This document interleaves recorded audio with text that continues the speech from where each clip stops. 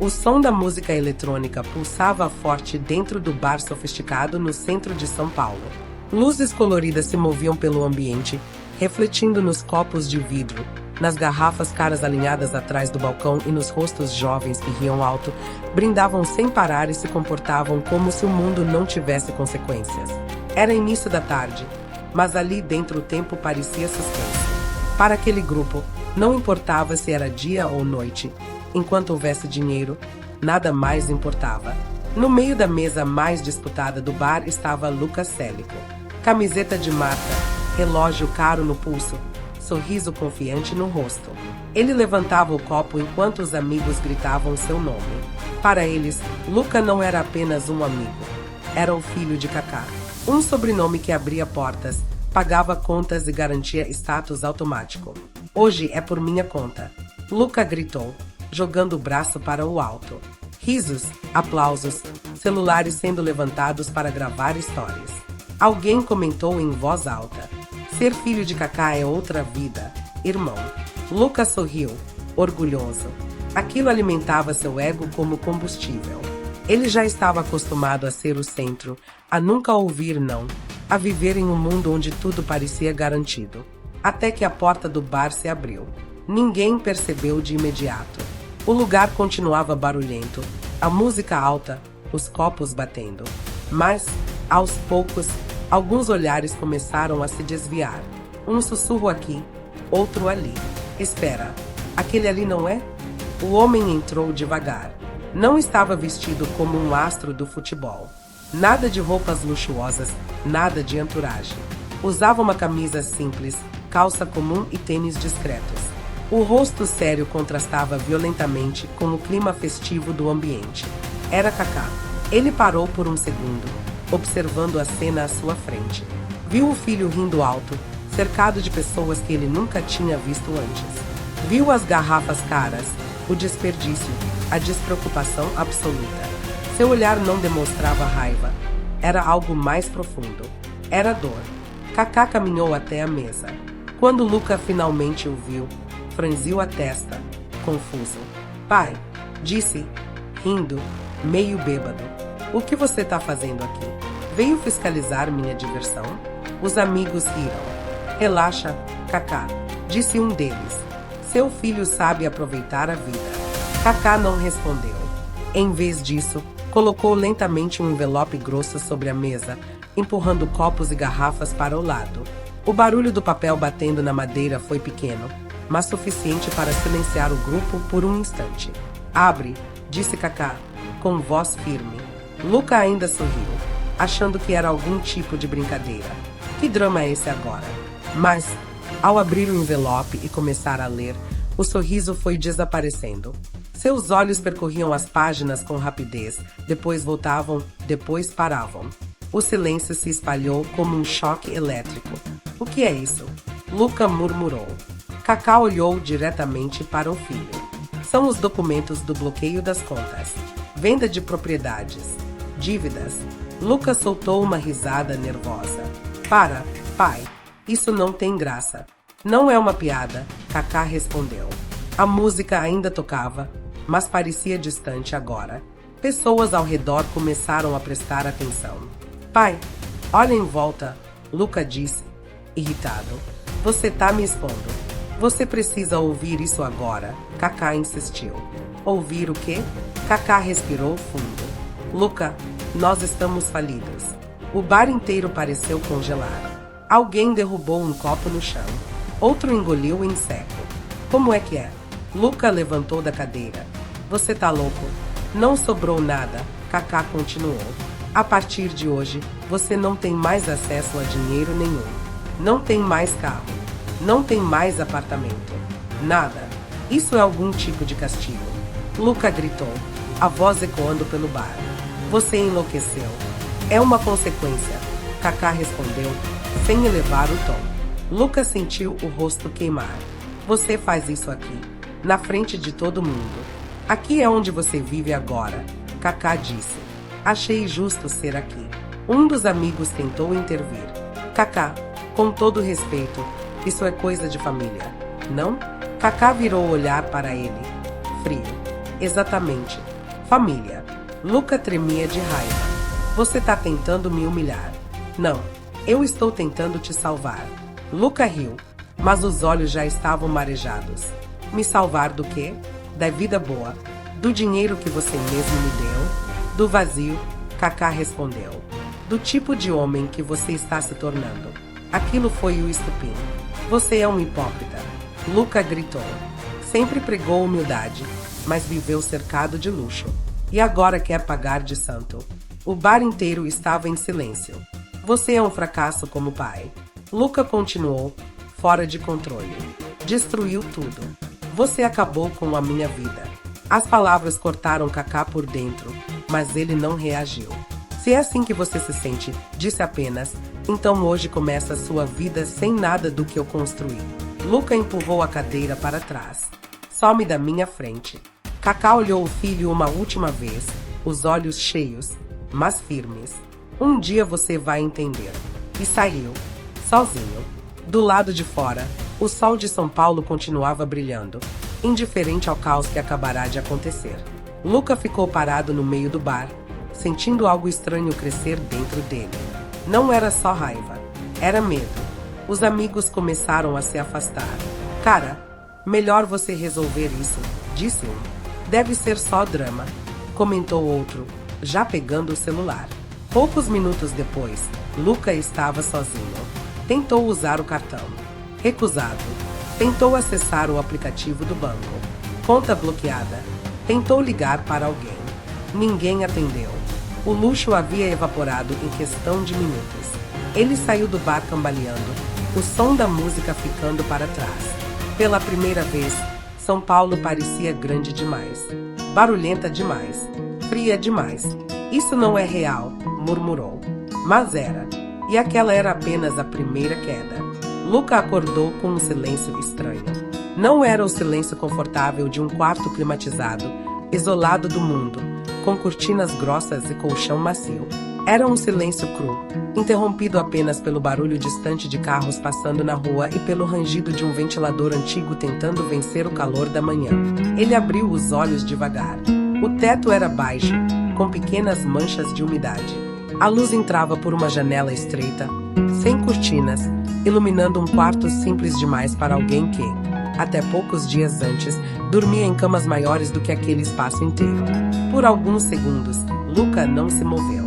O corpo doía, a cabeça latejava. E então a memória voltou como um soco. O bar, as risadas, o envelope, a voz firme de Kaká dizendo que estavam falidos. Os olhares, a humilhação. Ele se sentou na cama, passando a mão pelo rosto. Não, isso não pode ser verdade. Levantou-se e pegou o celular, ainda com uma esperança infantil de que tudo tivesse sido algum tipo de pesadelo. Abriu o aplicativo do banco. Bloqueado. Tentou outro cartão. Bloqueado. As notificações antigas de festas, convites, mensagens animadas pareciam zombar dele agora.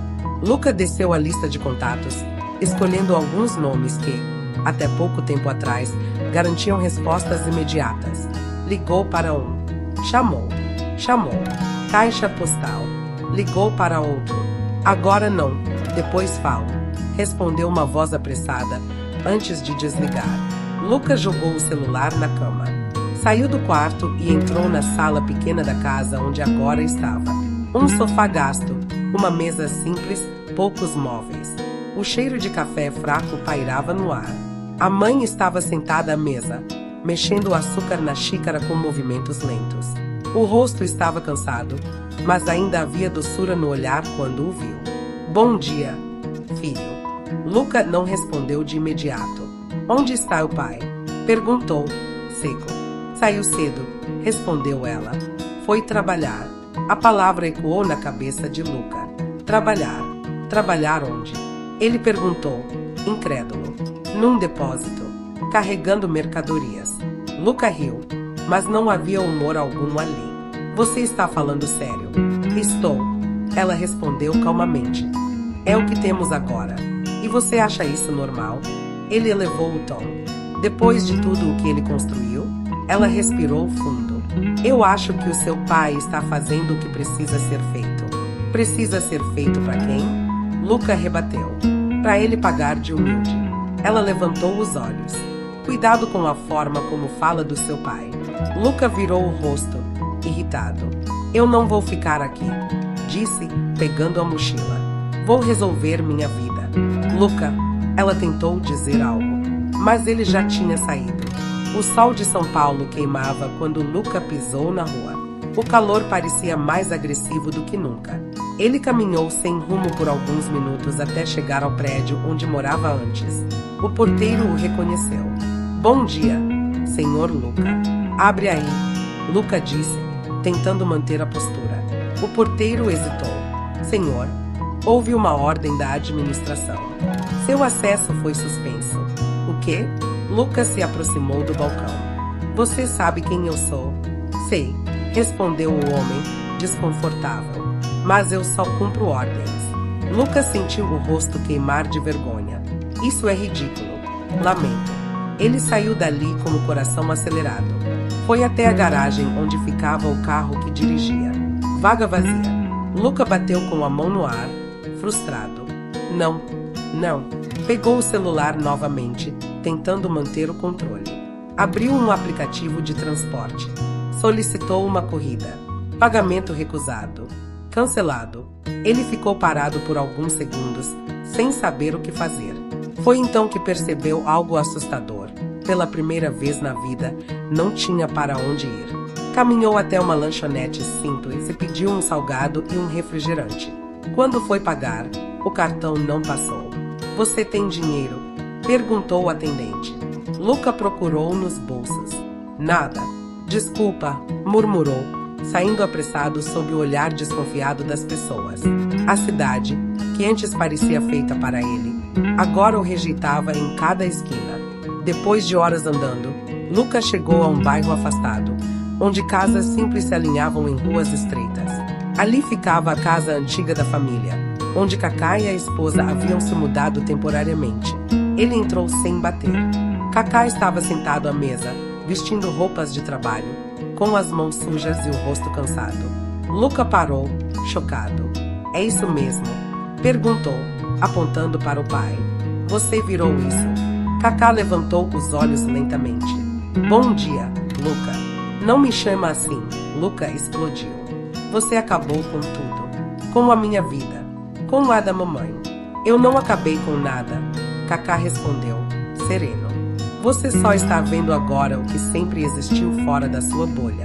Eu não pedi isso. E eu não pedi para te ver desperdiçando tudo o que te dei. Luca respirava com dificuldade. Você deixou a gente chegar a esse ponto. Eu deixei você chegar a esse ponto. Cacá corrigiu. Luca saiu batendo a porta.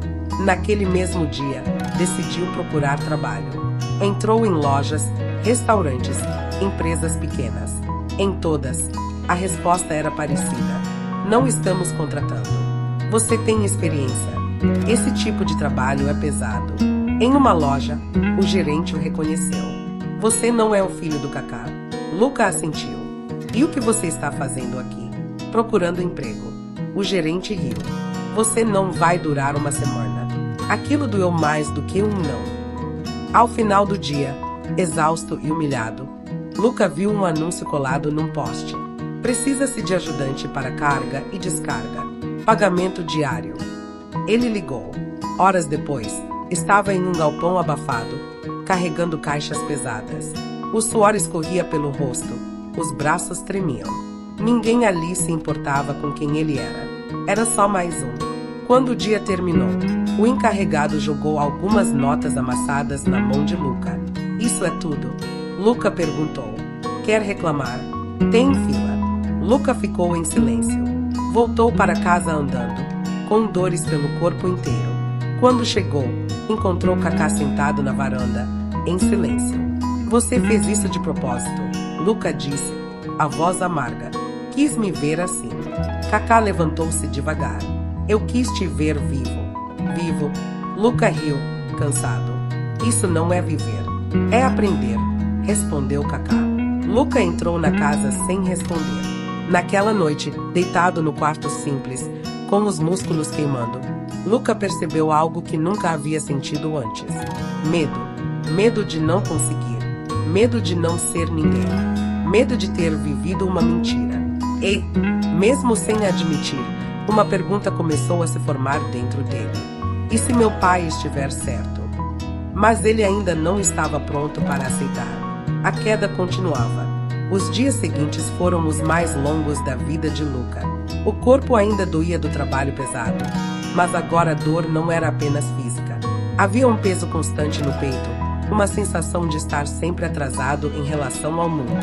Ele acordava cedo, saía para procurar qualquer tipo de serviço, aceitava o que aparecia e voltava para casa exausto, com as mãos ásperas e o orgulho em frangalhos.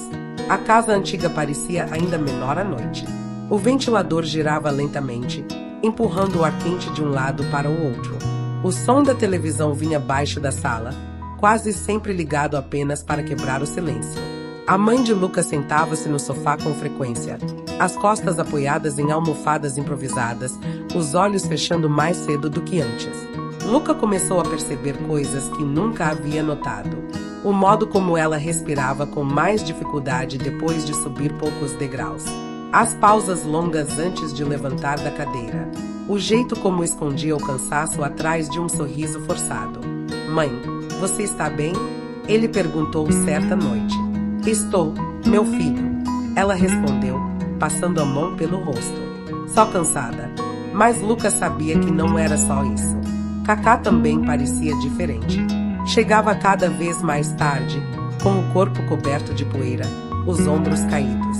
Às vezes ficava sentado em silêncio, olhando para o chão, como se estivesse conversando com algo dentro de si. Nenhum dos dois reclamava, e isso, de alguma forma, tornava tudo ainda mais pesado. Naquela manhã, o dia começou estranho. O céu estava nublado, o ar abafado. Luca acordou com um pressentimento ruim, uma inquietação que não soube explicar. Levantou-se rápido, foi até a cozinha e encontrou a mãe apoiada na pia, respirando fundo. Mãe? Ele se aproximou. O que foi? Nada. Ela tentou sorrir. Só uma tontura. Antes que Luca pudesse reagir, o corpo dela cedeu. Mãe! Ele gritou, segurando-a no último segundo antes que caísse no chão. Os olhos dela se fecharam. O peso do corpo em seus braços o assustou de um jeito que ele nunca havia sentido. Mãe, fala comigo. Luca repetia, com a voz tremendo. Kaká surgiu na porta da cozinha, alarmado. O que aconteceu? Ela desmaiou.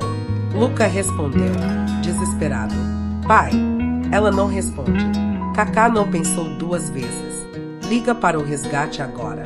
As mãos de Luca tremiam enquanto discava. A voz do atendente soava distante demais. Minutos depois, a ambulância chegou. Os vizinhos observavam das janelas, em silêncio. Os paramédicos colocaram a mãe de Luca na maca, conectaram aparelhos, falaram termos que ele não conseguia compreender direito.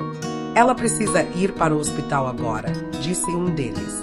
Luca entrou na ambulância junto, segurando a mão da mãe, sentindo o coração bater forte demais. No hospital público, o caos era constante.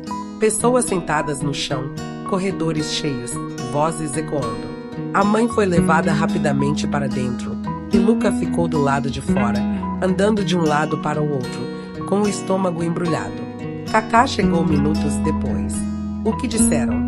Perguntou. Ainda nada. Luca respondeu, a voz quase falhando. Depois de um tempo que pareceu infinito, um médico apareceu. Ela teve uma queda brusca de pressão, explicou. Exaustão extrema, desidratação. Precisa ficar internada para observação e exames. Luca sentiu um alívio momentâneo. Ela vai ficar bem. Se receber os cuidados adequados, sim, o médico respondeu. Mas precisamos regularizar a internação. Como assim? Luca perguntou.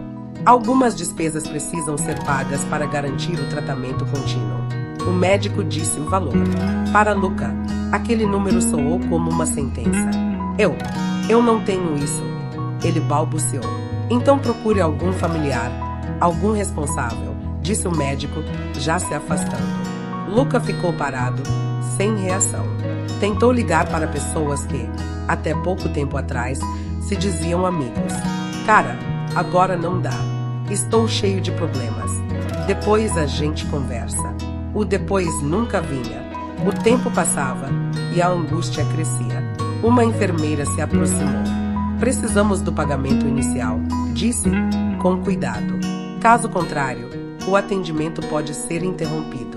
Algo dentro de Lucas se quebrou. Ele caiu de joelhos no corredor. Por favor, disse, com a voz embargada. Por favor, não parem. É a minha mãe. Eu faço qualquer coisa. Eu trabalho. Eu pago depois. Só não deixem ela morrer. As pessoas ao redor observavam em silêncio. Algumas desviavam o olhar. Outras demonstravam pena. A enfermeira respirou fundo. Vamos fazer o possível, mas você precisa resolver isso o quanto antes. Lucas saiu do hospital sem rumo, andando pelas ruas próximas como um fantasma. Sentou-se na calçada, com o rosto entre as mãos. Pela primeira vez na vida, ele sentiu o verdadeiro significado da palavra impotência. Nesse momento, Kaká apareceu. Eu vou resolver, disse, com firmeza. Como? Luca perguntou, com os olhos inchados. Nós não temos nada. Kaká não respondeu. Saiu dali rapidamente. Horas depois, voltou ao hospital com uma pequena caixa nas mãos. Dentro, estava um objeto que Luca reconheceu de imediato. Era um dos maiores símbolos da carreira de Kaká. Um KVT recebido em um dos momentos mais importantes da vida dele. Algo que sempre fora tratado como intocável. Pai, Lucas sentiu o coração apertar.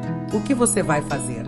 Kaká colocou a caixa sobre o balcão da administração. Quero vender isso, disse, para pagar o tratamento da minha esposa. Não, Luca balançou a cabeça, em choque. Isso não. Isso é a sua história. É tudo o que você conquistou. Kaká olhou para o filho com calma. Minha história continua, disse, enquanto sua mãe estiver viva. O pagamento foi feito. A mãe de Luca foi internada. Quando Luca entendeu o que havia acontecido, desabou. Sentou-se no chão do corredor e chorou como nunca havia chorado antes.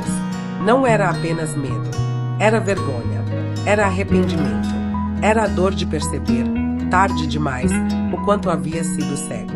Me perdoa, ele disse, soluçando, quando Kaká se aproximou. Me perdoa por tudo. Eu não enxergava nada. Kaká colocou a mão no ombro do filho. Agora você está enxergando. Naquela noite, Luca dormiu sentado em uma cadeira dura ao lado do quarto da mãe, a cabeça apoiada na parede fria, o corpo completamente exausto. Mas algo havia mudado. Nos dias seguintes, Luca não saiu do hospital. Ajudava no que podia. Trazia água, ajeitava o travesseiro da mãe, conversava com ela baixinho. Quando precisava sair para comprar algo, contava moedas. Cada centavo tinha um peso diferente agora. Kaká continuava trabalhando. Certo dia, Luca o encontrou lavando as mãos em uma pia do hospital, tentando tirar manchas de graxa.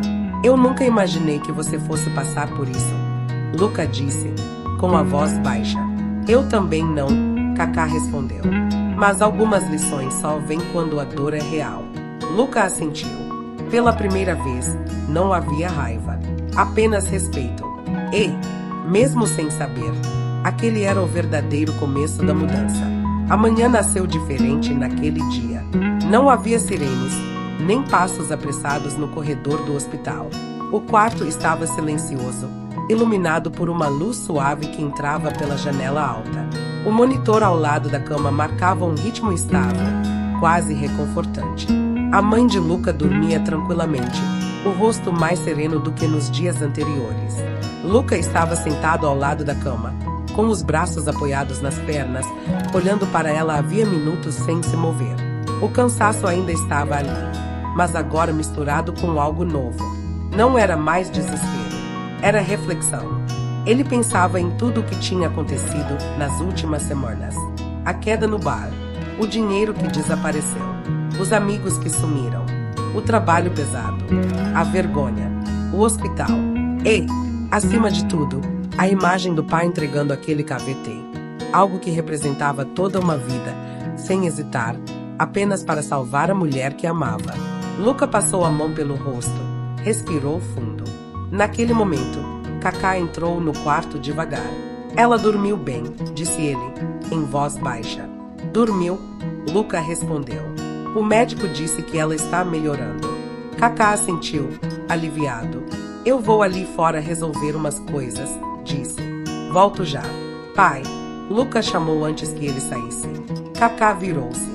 Obrigado, Luca disse, com sinceridade. Por tudo. Kaká apenas inclinou a cabeça, sem dizer nada, e saiu. Horas depois, a mãe recebeu alta provisória.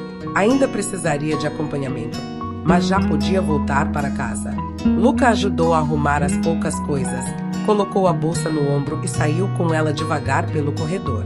Do lado de fora do hospital, algo chamou sua atenção. Um carro preto de luxo estava parado próximo à entrada. Depois outro, e mais outro. Pessoas bem vestidas conversavam discretamente ao lado. Um motorista abriu a porta de um dos carros. Luca franziu a testa. Mãe, ele sussurrou. Você está vendo isso? Ela olhou e também pareceu confusa. Estou. Antes que pudessem dizer qualquer coisa, Kaká apareceu. Mas não era o Kaká das últimas semanas. Ele estava diferente. Trajava uma camisa impecável, calça bem cortada, relógio discreto. Não havia sujeira nas mãos, nem marcas de cansaço no rosto. Ele caminhava com a postura de alguém que havia recuperado algo que nunca tinha realmente perdido. Lucas sentiu o estômago se contrair. Pai? Perguntou, sem entender. Kaká parou diante deles. Precisamos conversar, disse, com calma. Mas não aqui. O trajeto até o carro foi silencioso. Luca ajudou a mãe a entrar. Sentou-se ao lado dela no banco de trás. Kaká entrou na frente. O carro começou a se mover. A cidade passava pela janela, mas Luca mal conseguia prestar atenção. O coração batia forte demais. Algo estava errado. Ou talvez, algo finalmente estivesse sendo revelado. Depois de alguns minutos, o carro parou diante de uma casa grande, elegante, cercada por árvores. Luca reconheceu imediatamente. Essa é a nossa casa antiga, disse, em choque. O portão se abriu. O carro entrou. Luca sentiu um frio percorrer a espinha. Pai, o que está acontecendo? Kaká desligou o motor e virou-se lentamente para eles. Está na hora de dizer a verdade, disse. O silêncio caiu como um peso. Nós nunca estivemos realmente falidos, Kaká continuou. As palavras demoraram alguns segundos para fazer sentido. O quê? Luca perguntou, quase sem voz. As contas principais nunca foram bloqueadas. As propriedades nunca foram perdidas. O dinheiro nunca desapareceu. Kaká explicou, com cuidado. Eu transferi tudo antes. De forma legal. Segura. A mãe de Luca levou a mão à boca. Kaká, ela sussurrou. Então tudo aquilo. Foi necessário, ele respondeu. Para ele. Luca sentiu as pernas fraquejarem. Você fingiu tudo isso? A voz dele tremia. Você deixou eu acreditar que tinha perdido tudo. Sim, Kaká disse, olhando nos olhos do filho. Porque nada mais estava funcionando. Lucas se levantou do carro abruptamente. Você tem ideia do que eu passei? Ele gritou. Do medo. Da humilhação. Da dor? Tenho, Kaká respondeu. Porque eu estive ali, vendo tudo. Então por que não me contou antes? Kaká respirou fundo. Porque, se eu tivesse contado, você não teria mudado. Teria sido apenas mais uma encenação. Você precisava sentir. Precisava viver sem a rede de proteção. Luca balançava a cabeça, em choque. E a mamãe? Ele perguntou, apontando para ela. Você deixou ela sofrer. Eu protegi o que era essencial. Kaká respondeu. Ela nunca correu perigo real. Mas eu não podia impedir o cansaço que vinha de anos sustentando uma vida que não fazia mais sentido. A mãe de Luca permaneceu em silêncio por alguns segundos, assimilando tudo. Você fez isso por amor, ela disse finalmente. Kaká assentiu. O amor de pai nem sempre parece bonito, disse. Às vezes, ele machuca. Lucas sentiu os olhos se encherem de lágrimas. E o KVT? Ele perguntou. Aquilo também foi mentira. Kaká ficou sério. Não, respondeu. Aquilo foi real. Lucas sentiu o coração apertar. Eu vendi aquilo de verdade, Kaká continuou. Porque naquele momento, a vida da sua mãe valia mais do que qualquer símbolo do meu passado. Foi ali que Lucas desabou. Ele caiu de joelhos no chão do quintal, cobrindo o rosto com as mãos, chorando como nunca havia chorado. Não era raiva, não era revolta, era mistura avassaladora de culpa, gratidão, vergonha e amor. Eu fui um idiota, ele disse, entre soluços.